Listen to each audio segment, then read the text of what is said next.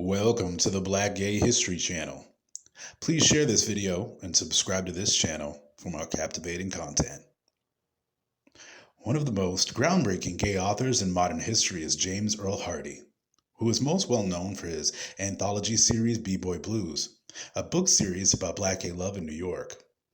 This makes sense considering Hardy was born in Brooklyn, New York in 1966 and has likely seen so much change in the black gay community in New York's black neighborhoods. I was surprised to see that James Earl Hardy is also a journalist, graduating from Columbia University for journalism in 1993, and he would also write for Entertainment Weekly in the early 90s as well. By 1994, he was releasing his first book, B-Boy Blues, which tells the story of young black men falling in love on the inner city streets of New York. In the early 1990s, hip-hop was becoming intertwined with black young men and black culture in general. But something that many hip-hop enthusiasts were not willing to admit is that many black men who were a part of hip-hop culture were also gay, bisexual, or same-gender loving. B-Boy Blues, a seriously sexy, fiercely funny, black-on-black love story, was seen as groundbreaking for many black gay men who felt unseen in the dominant dance music culture of black gay men who didn't identify with gay clubs or drag bars, or maybe even fetishized or just celebrated men in hip-hop culture.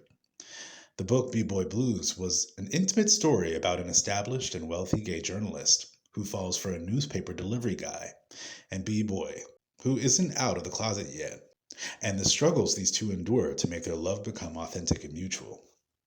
Not only was this love story filled with the love stories of the two main characters, Mitchell and Raheem, we also got to see the expansion and dramatic lives of their own gay friends, the out gay men who were close to Mitchell, and the DL Roughnecks who were friends with Raheem.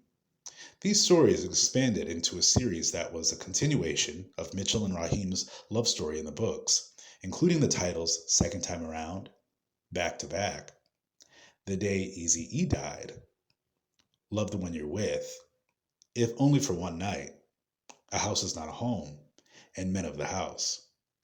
I actually need to step my game up and read these books because I've heard of these stories far too long. So it's a crying shame I haven't yet read these iconic books.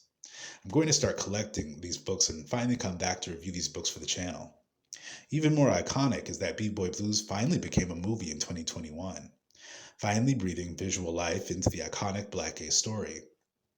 I love this film for its relatable drama, comedy, and intimacy we got to see between Mitchell and Raheem on screen.